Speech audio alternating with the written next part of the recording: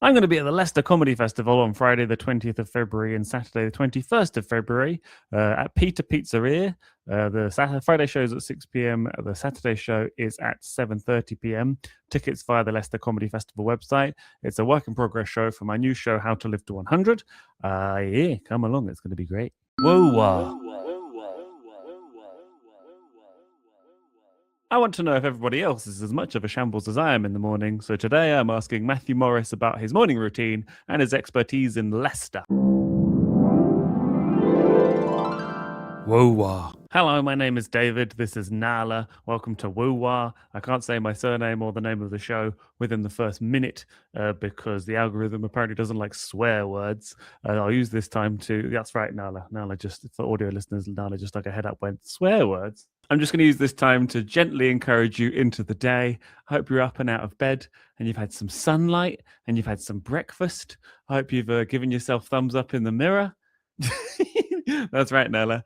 I hope you've remembered you're a valued member of society, and I hope you've remembered that you need to go buy more biscuits. On this show, I like to ask people about their morning routines so I can find out if they're as much of a shambles as me, maybe learn something from them, and I also like to find out about their expertise. Today, I'm asking Mathew Morris about his morning routine. Mathew is an archaeologist. He's appeared on Time Team. He's appeared on Digging for Britain. He found Richard III. Isn't that amazing, Nala? He's my cousin. My name is David Hoare, and welcome to Waking Up with a Hoare. Waking up with a Hoare. Waking up with a Hoare. Waking up with a Hoare.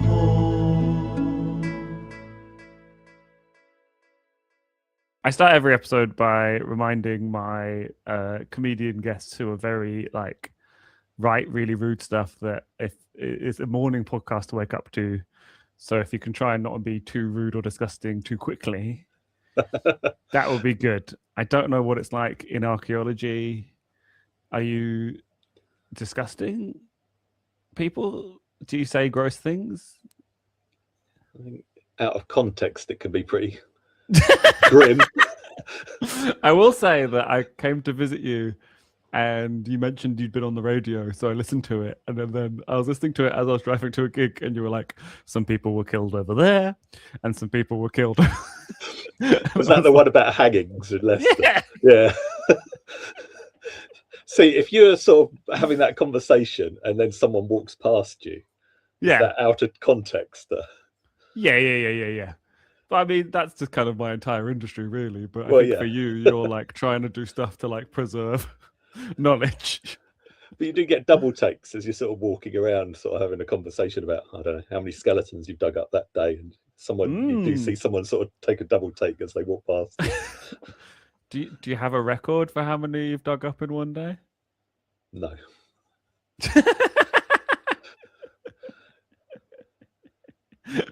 You look like you're thinking about it. I am thinking about it, and I have no idea. I mean, no, I don't think it's something I've ever actually calculated. All right. Unfortunately, next time you do it, you're going to be thinking about me. I'm going to be thinking about it, yeah. Sorry. So I want to preface this by my third ever guest on this podcast, Walter Jack, suggested I get you on.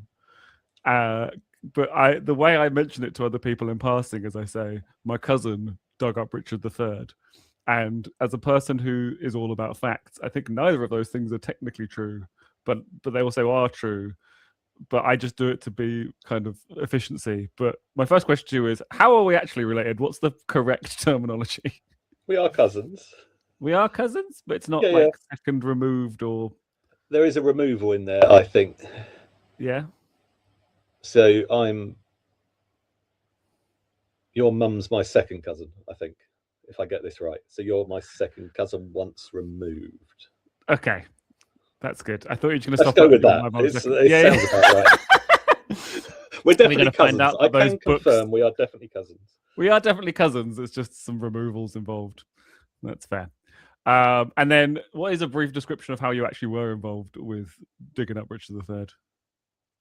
I guess it would be better to say I found Richard III in that I was the excavation director leading the project on the ground, and I was the person that first uncovered a set of legs, skeletal legs, that later turned out to be Richard III. So it was actually my colleague Joe Appleby, our project osteologist, that excavated him.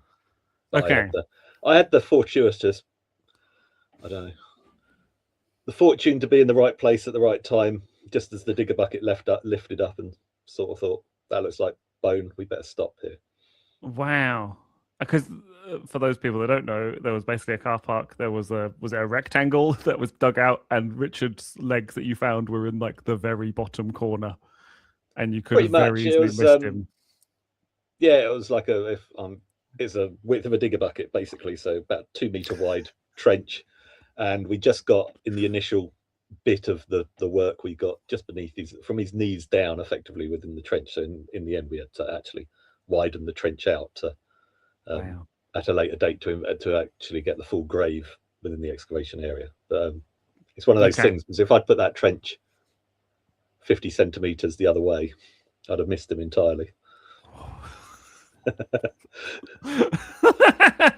I can only imagine what that is like for your brain, thinking about that, about how glad you are that you didn't. I mean, the whole thing is just everything worked, and it's one of those things that shouldn't have worked at all.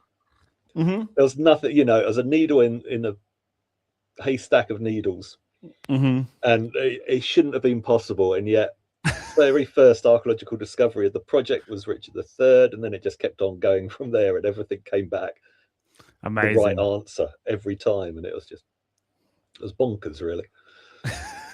Well, my last question on that subject is: were you asked to find him dead or alive, and you just took a long time? Or... We get a lot of jokes about did we find his horse? that's what more where it goes. So it's a horse. My kingdom for a horse. Oh, he's that guy, right? Okay. Yeah.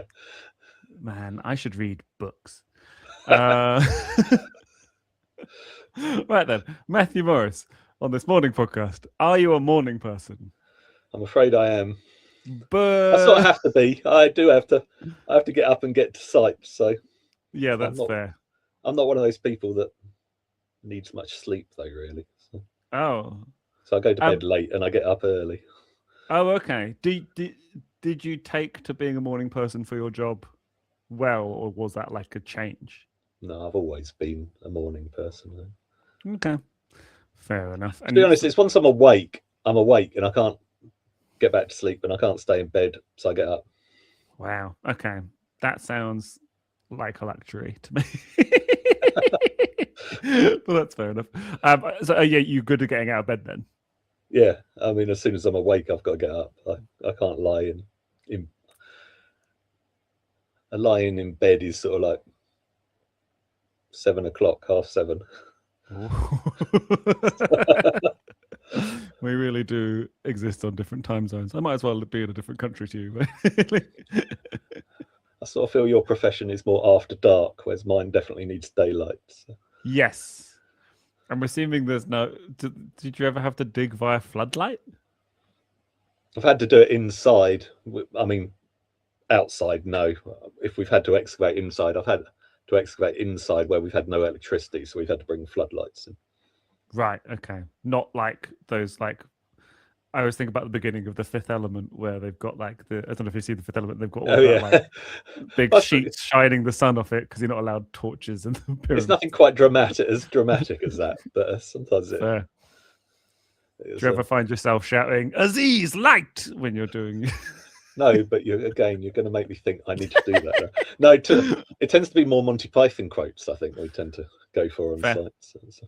That's good. Well, are they mostly in context, or are they completely out of context? Well, the Holy Grail, you can work that into most things. So. Yeah, that's true.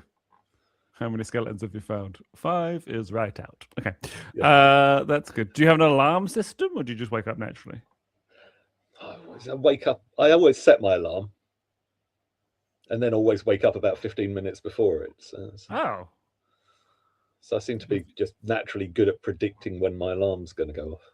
Oh, okay. Have you thought about putting it 15 minutes earlier, or will that make you wake up 15 minutes before? No, it still makes me wake up 15 minutes earlier. So I just always sort of preemptively, I know what time I've got to be up, I guess, and I wake up for it, even though I've set the alarm. Fair. You've got to be consistent with that sort of stuff. Do you eat breakfast? Of course. Okay. It'd be crazy not to. I think it's I mean, food in general is crazy to refuse food, but That's good. I don't know how many of these episodes you've listened to, but you'd be amazed to hear about the amount of morning people who don't eat breakfast.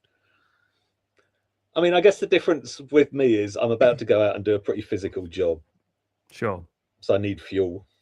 Yeah. We're outside in all weathers, digging basically. So if I'm all for breakfast, second breakfast, 11s is.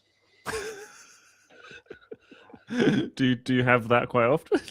Well, if you're on site and it's cold, a breakfast around about 10:30 or so is a second breakfast about 10:30 is always good. A fry up. So. Very nice. What do you have a regular breakfast that you have every day?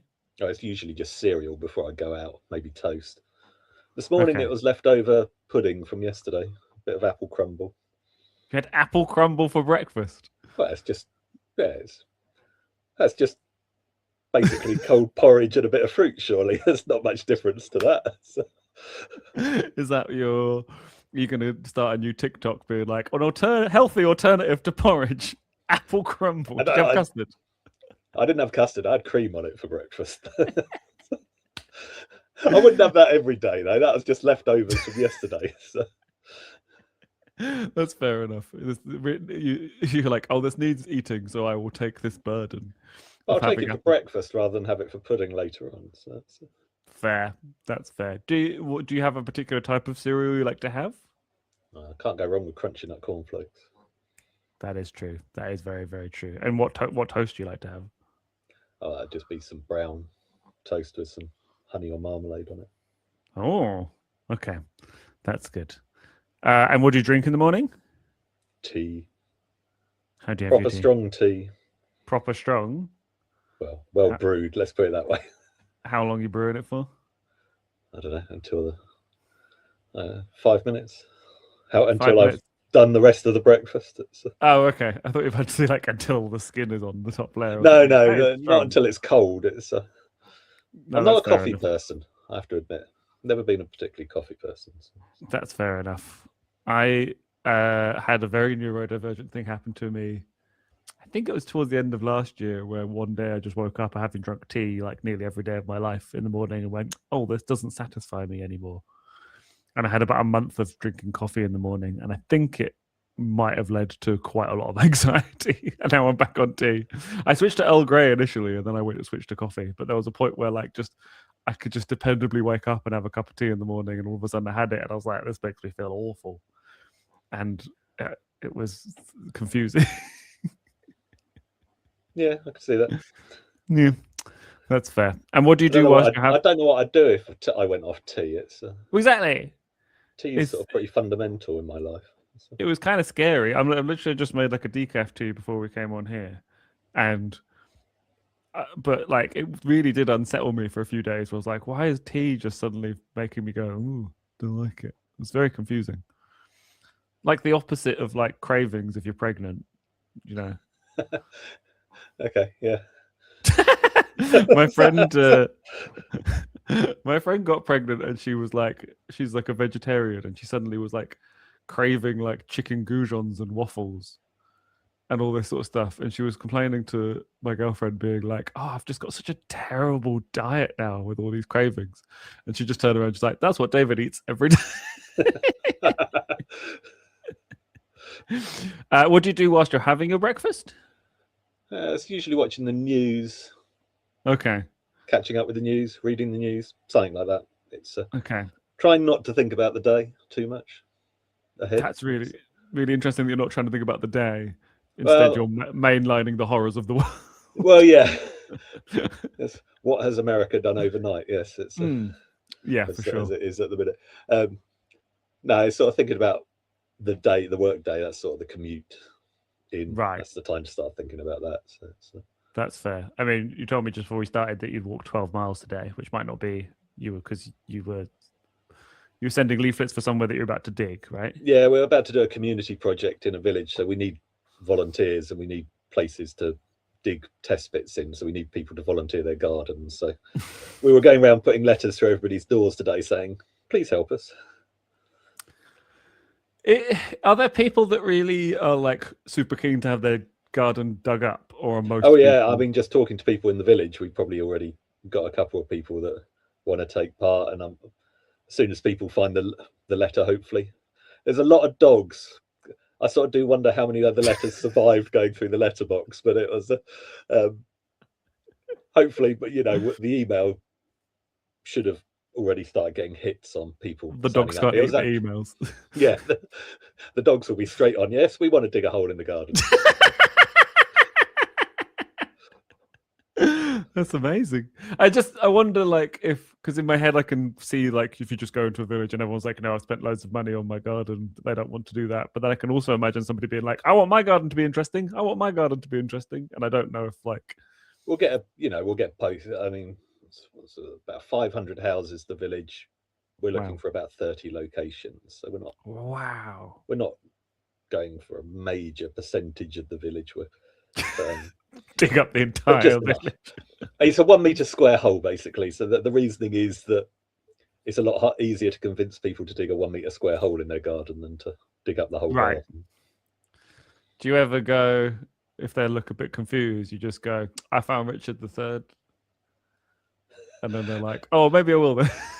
Well, somehow you're sometimes having that in under your belt is quite a good selling point when you say, oh, I'm in charge of this. But in this instance, we've got a better one. We've got Krenza Lewis from Time Team leading this project. So yes, very nice. So I can sort of slink around in the background on this one. I think we'll use her star power to recruit the test pits. That's great. Have you ever used? I guess from knowing you, I don't think you are the sort of person that is like a "do you know who I am" sort of thing. But have you ever used the Richard III thing to leverage something? I don't think I have yet. Anyway,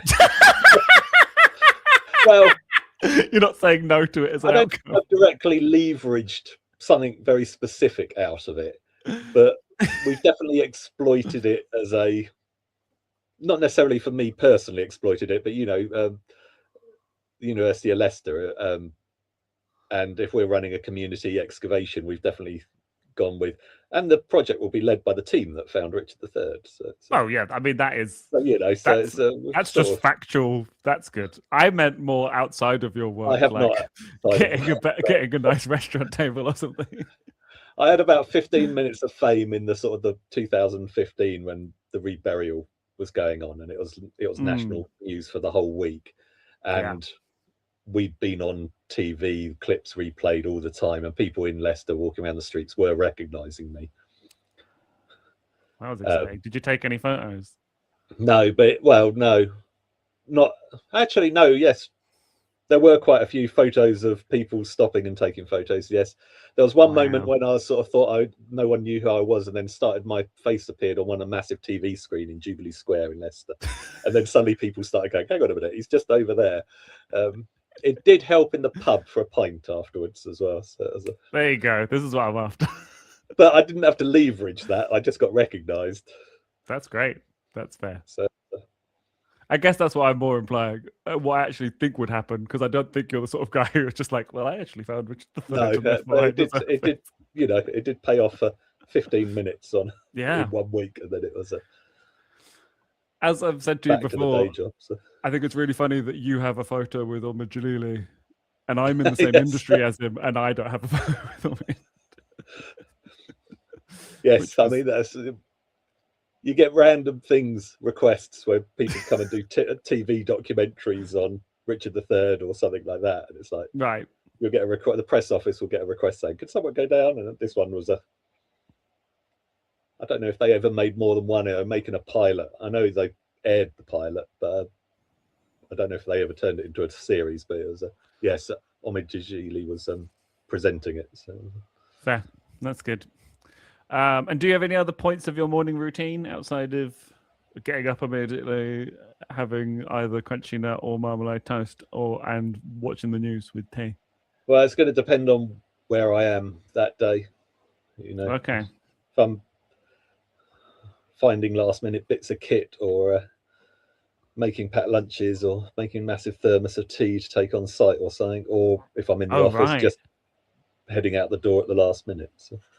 Are you really good at packed lunches and thermoses and stuff? because I have to do some of that for my drives, but I'm not very good at it. Well, if I'm on the countryside in the middle of nowhere, I've got to be on that because otherwise I won't have any lunch. So yes, for sure. I guess, I mean, most of my career I've spent digging up Leicester itself. And it's a lot easier not to take lunch because of all the options in Leicester. Yeah, that's fair. And therefore it becomes a lot unhealthier on your wallet and sort of stomach when digging in Leicester. Whereas if you're in the middle of nowhere in the countryside, you sort of got to be a bit on the ball and prepared for it. Yes, we've just had tax season, and the amount of comedians I know who are just like, how many horrible like service station receipts have I got to remind myself of why my body is in this state? Yeah, if I get a busy talk season, doing evening talks, because I do a lot of evening talks about various things. If they're some distance away, you sort of, it's fish and chips every night. It's sort of like, that starts getting a bit, that's a bit too much. I need you to speak to my friend Mickey Overman, who's an amazing comedian, but she arrived at my gig, Chops Comedy in Bristol, and she was eating noodles out of a thermos flask thing. And I was like, "Oh, you made it yourself?" And she was like, "I don't know why you wouldn't." And then gave me like the nicest, supportive, stern talking to about preparing my meals before going out. And when she'd arrived at a gig, another comedian went, "Hey, I just bought a thermos." And I think she's just like, either she's backed by Big Thermos, she could be just like bankrolling Big Thermos, I like that. But I think it does make sense if you're out all the time to prepare your meals. What sort of packed lunches do you have? Are you? Oh, they're not complicated. It's just a roll and crisps and a load of snacks. Yeah, fair. There's nothing. Sausage roll, something, So. Oh yeah, a little. Is there anything exciting? Well, if you can't get a fry up for your second breakfast, you've got to go with a sausage roll or something. So. Let's say if you can't, as if like that is standard practice within your industry, which I kind of imagine it is. Yeah, but it's like Chip Friday or something. It's sending someone out to go and get everybody's takeaways on a Friday. So it's delivery guys have been a bit of a blessing. The creation of delivery guys. Yeah, I guess so, because they'll just do anywhere. You just put the order in and let them turn up rather than have to send someone off site to go and get everybody's fried breakfast. So. Do you just send them to like an intersection of a road sometimes, or do? Well, you start building up knowledge about where all the best chippies are in the county.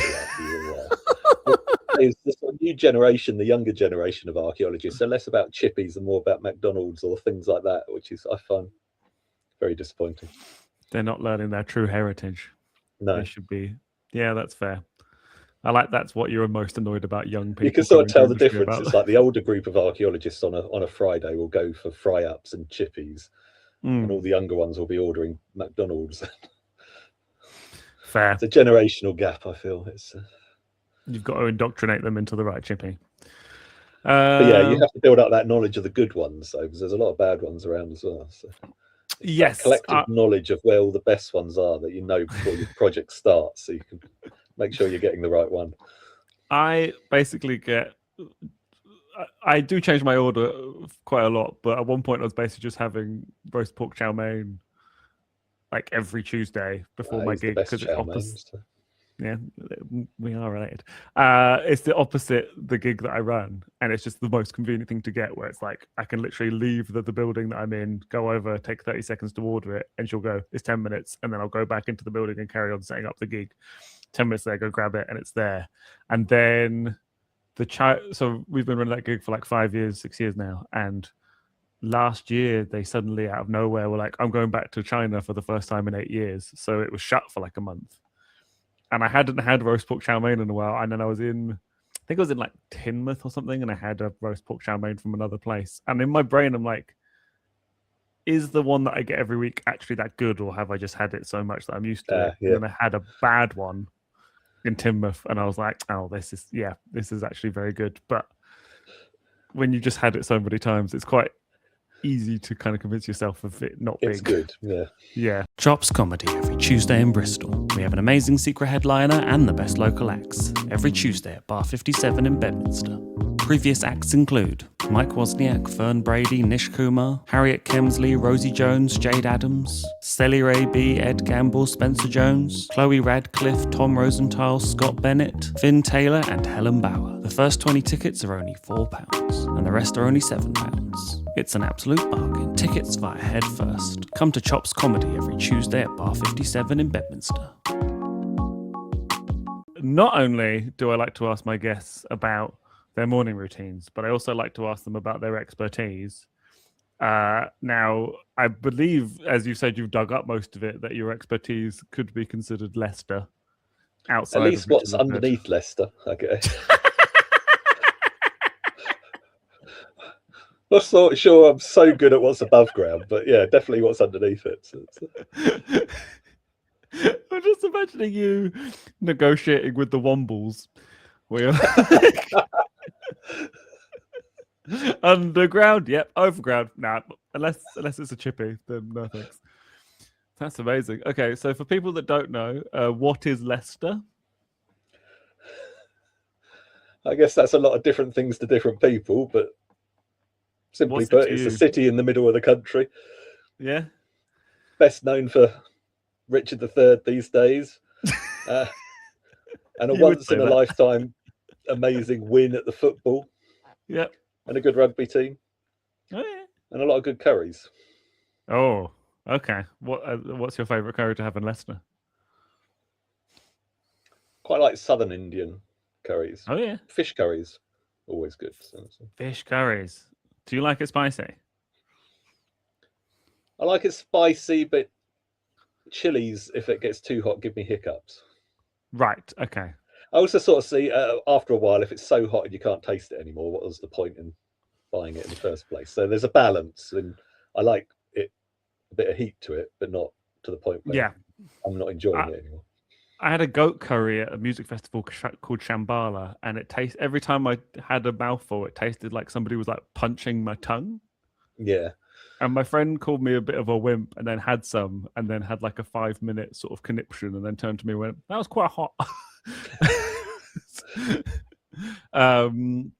So how old is Leicester? It's over 2,000 years old as a city. Oh. So it's one of the oldest cities in the country. It's older than London. It's older than London? Yeah. How much older than London is it? A couple of hundred years. Wow.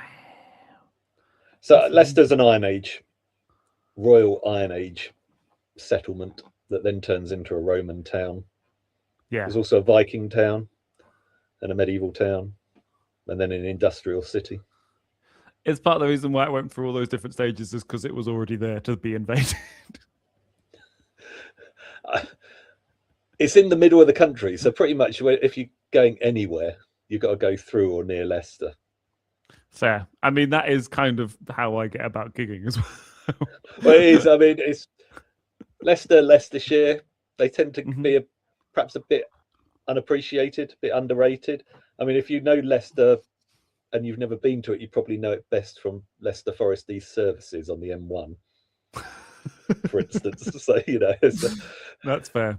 It's and yeah, I think most people think of it as a fairly modern industrial city, you know, Victorian industrial city, which it was, but it's much older than that. It's right. Its Victorianness is sort of a product of its success during that period, and it's sort of rebuilding itself entirely. Right. Okay. But you're suggesting it was around at naught BC. One. Oh, BC, before naught. It's just naught. Before Jesus. Yeah. It's 1 BC or 1 AD, but it's just naught. It's not. See.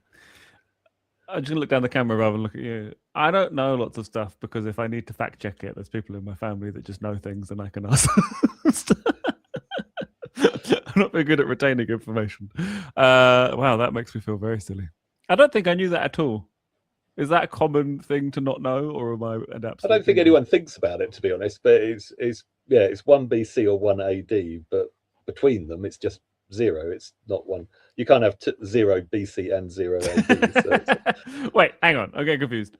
You got 1 AD. Hang on. So you got a 0, BC. And then if you go in one direction, you've got 1 BC, and if you go in the other direction, you've got 1 AD. But we still count a year 0. Yeah, it gets complicated. Hang I'm on. not going to think about it. Oh, okay. I've stumped the archaeologist. Okay, you don't. You can't. It's basically year. I guess you can call it year 0 either way, but the 0, the beginning is. Yeah, you stumped me now. You now made me think about all my life knowledge. Sorry, I don't mean to do that. Oh, well, let's move on. No, I guess you can have a. I mean, if you're talking about the year, the length of the year, then yes, you've got a 0 BC and a 0 AD. Sure. Okay. I just not even thought about that. And then when you just said it, I was like, oh, he sounds like he really knows what he's talking about there, because I assume you do. And then you just haven't considered that aspect of it because of how it's measured. I'm now going to start doubting myself. Okay.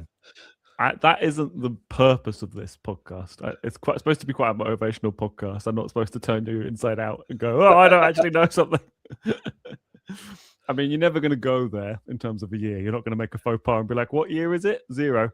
No, there might be a reason why I sort of don't do prehistory. Yeah, that's fair. I guess I was going to say concrete facts, but concrete wasn't made too much later. Romans made concrete, so Romans made concrete. Yes. Well, I heard that the reason that their concrete lasts a lot longer is because it was seawater, right?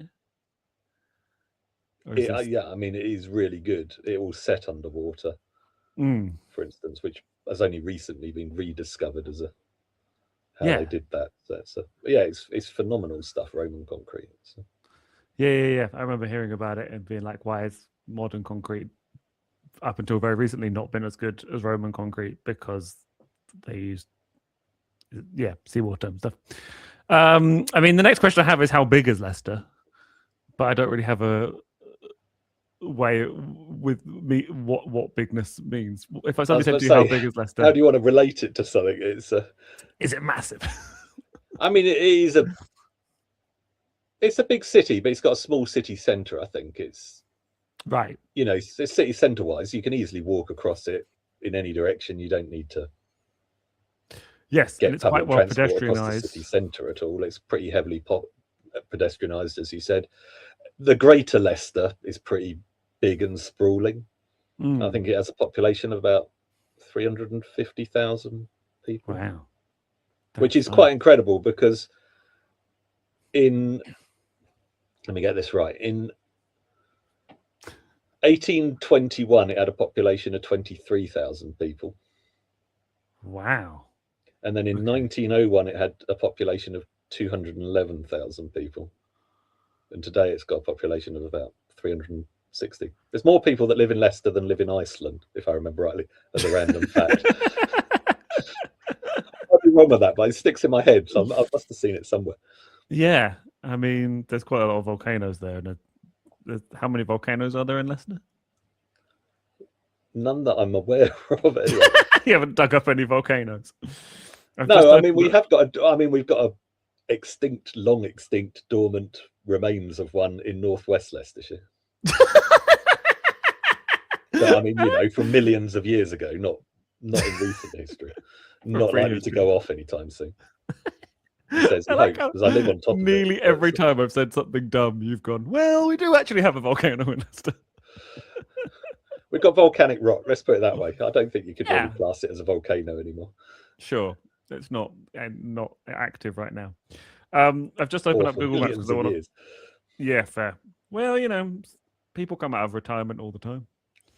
I'm trying to find the name of the road. I can't remember what it's called, but when I first went to Leicester, where the big difference is in town, there's basically a long stretch of road, Rutland Street. Is that right? Yeah. There is a Rutland Street, yes. Rutland Street, yeah. Because the first time I went to Leicester to gig there, I just got out the car and went around the corner, went up Rutland Street. There's a weird club there. But then when you get onto Rutland Street, it looks very pedestrianised. But if you don't watch yourself, you'll be taken out by like 9 million Deliveroo bikes. Oh, well, that goes for anywhere in Leicester, to be honest. Yeah. I mean, it's a pedestrianised city centre, and everybody's ordering food. So Yeah, you're now starting to make me think that every time I saw one of them, it was just a gaggle of archaeologists ordering their food to their dig. I don't think I've ever seen that in our many defence, delivery I think people everybody whizzing is about. ordering food. It's not just archaeologists. So. I know, but it's such straight roads in Leicester that they're really whizzing down. They do, yeah, and It's they're quite all something to hold. pedestrianised ones as well. Yeah, that's it. I think that's it. Is like because they're not going to get hit by cars, and then it was all very straight roads. I thought it was amazing. I've not really seen it that bad in many other cities. The police occasionally have sort of seizure days where they sort of lurk around and grab everybody's illegal bike. Oh, really? But because they're cycling them through the pedestrianised bit. Oh, okay, where they're not supposed to be. But also because if they're illegal electric bikes, and they'll occasionally have a surprise seizure day, and you'll get a notice saying, "We stopped this many people, we seized this many bikes." Wow. Okay, well, that's a warning. And then to it people makes of no Leicester. difference the next day. It's a warning. Don't get caught on seizure day, and also police maybe stop wasting your efforts with that. And do you have any favourite facts about Leicester that you like to reel out that people might be blown away by that you've got off the top of your head?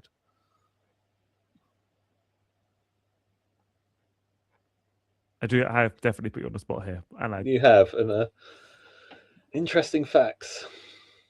It's the home of Shawaddy Waddy. And you learned that on your archaeological digs, did you? Is it Shoddy? It's definitely Humperdinck. Engelbert Humperdinck. Kasabian, of course. Shawaddy and Kasabian. Kasabian did a Richard III themed music video. It was filmed in Leicester. Really? Were you in it? No, it has Lena Headey in it, and right, the Horrible Histories guy who plays Richard III in the Horrible. Oh yeah, yeah, it's their Il Ray. Right. Watch the music video for that. It's bonkers. Okay, I will. That's good. But it's filmed all over Leicester with you have resurrecting the body of Richard III and then taking him on a date. Okay, we're gonna have to check that out. Do you have a desire to be on Horrible Histories? No, I mean when we did the Richard III dig, the presenter was Simon Farnaby from Horrible Histories. Wow. Okay, that is actually amazing. Which was pretty cool. That's very cool. They were sort of testing him out, I think, on whether he'd be a good sort of presenter for documentaries at the time. So it was okay. Let's try him out on this documentary. So it was, but he was really good. He was good to work with. So. Nice, that's good. And you've appeared, but was that separate to Time Team, or was that? Yeah, so that was filmed by Channel 4. Well, filmed for Channel 4, and it was specifically about the dig itself. So it wasn't It wasn't part of any other series. It was a standalone documentary. That's fair. And you've appeared in the back of Time Team. In the back of Time Team, yeah.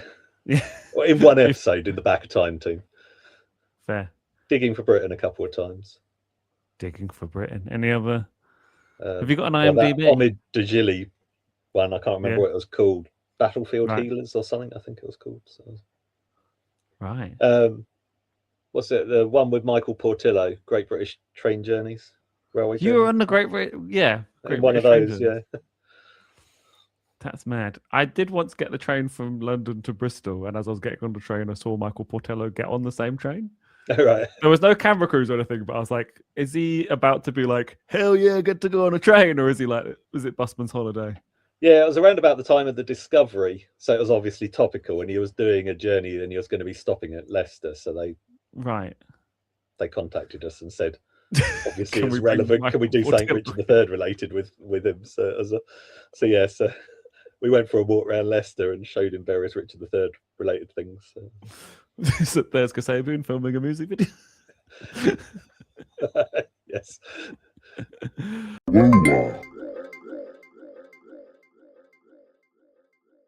I'm going to be at the Leicester Comedy Festival on Friday the 20th of February and Saturday the 21st of February at Peter Pizzeria. The Friday show is at 6 p.m. The Saturday show is at 7:30 p.m. Tickets via the Leicester Comedy Festival website. It's a work in progress show for my new show, How to Live to 100. Yeah, come along. It's going to be great. Amazing. Wow. I not only like to ask people about their expertise, but I also like to quiz people on their expertise. So I'm now going to ask you 5 questions about Leicester. Question number 1, which year did Leicester win the Premier League? 2015. It was the 2015-2016 season. So I'll give you half points. It's actually 2016. No, it was the same year as the Reef Burial. Was it? Was it not the 2015-2016? Have I just got my facts right? I mean, I'm asking a literal I thought facts it guy. was 14-15 season. Was it? Oh no. Hang on. Yeah.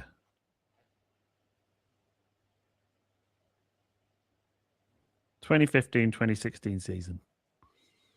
So maybe you filmed the thing at the beginning of the season. Now you're checking facts as well. I am now checking my. I'm making you do so much more work than I should ever make you do ever. That's obviously me condensing time there a little bit. So That's fair. I mean, you do deal in great amounts of time. So yes, a couple of months difference. working out specific years is not really my thing. It's I talk in centuries and millennia and stuff. So. You just like getting skeletons out of ground. Question number 2. What was Gary Lineker's special flavour of Walker's Crisps called? Oh God.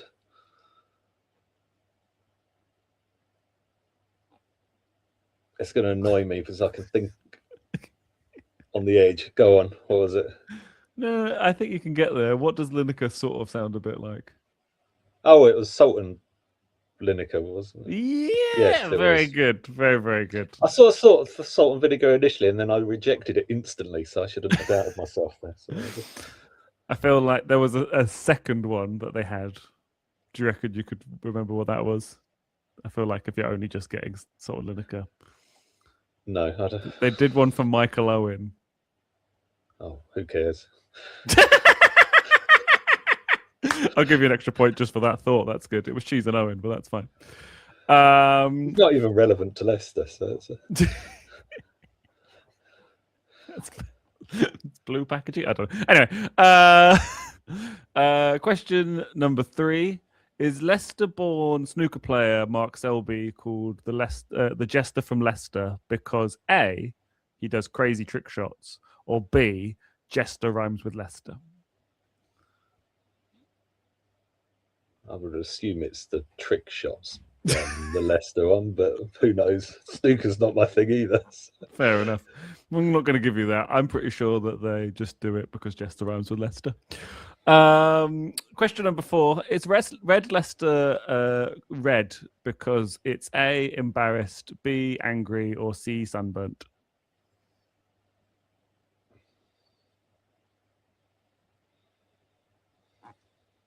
I'm not sure you can call it an angry cheese. Let's go with a sunburnt cheese.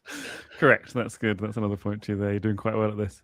And the final question is, should people come see my Leicester Comedy Festival show? Of course they should. Thank you so much for saying yes. What sort of relative would I be saying no? We have a mildly wholesome family compared to other people's families. Mathew Morris, where can we find you online? Do you have somewhere to promote stuff online that you use? I have a website, but it's just what talks I'm doing, MathewMorris.com. Nice, MathewMorris.com. Is there anything you have to plug? Not really. I'm not that sort of I do many talks all around the place, but if you're you can interested plug your in talks. archaeology, but they're just, I mean, please plug you've away. got to be with Leicester that. based or Leicestershire based, really, to I mean, so are the people that are going to come to my Leicester Comedy Festival show. So I think hopefully there'll be people there. Please plug, if you're doing talks, I've got a whole series of talks coming up this year at Leicester Guildhall. Right. A whole load of different Leicester themed history and archaeology. Nice. from medieval outlaws to what's under Leicester's parks to the siege of Leicester in 1645. There you go. It's eclectic. You do have stuff to plug. Don't tell me that you don't. My final question to all my guests is, give me a title for a song and I'll write a song and then edit it in after the end. Oh, God.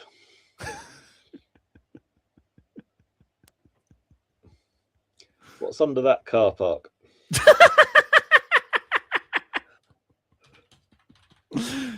Sold. That's a good name for a song. What's that? See if you could get it as high as Kasabian's Il Rey. Nope. But it will be more whimsical. Mathew Morris, thank you so much for waking up with a whore. You've been a wonderful guest. Thank you, David. I hope to see you in person again soon. What's underneath that car park? It's a dead body. What you gonna do with that dead body? Put it on daytime TV. Welcome to Time Team. We hope you like dead bodies. Welcome to Time Team. Here's another dead body. Do you have any skeletons in your closet? No, I've put them on daytime TV. Thank you so much to Mathew Morris there. What a lovely man. Go find him online. Go to one of his talks. Please come to my Leicester comedy shows on Friday and Saturday, 20th and 21st of February, and my Glasgow Comedy Festival show on the 29th of March. Please go check out my new album, The Body, on Bandcamp and all streaming platforms. Please go watch my YouTube special, 1000% Musical Comedy, and come to Chops Comedy every Tuesday. I hope today that you eat 3 meals. I hope you go for a walk. I hope you remember to be a decent human being. I hope you eat lots of biscuits. And I hope you're kind to yourself. My name is David Hoare. This is Nala, and thank you for waking up with a whore. Try and have an adequate day. Meet your basic needs and go be a dick.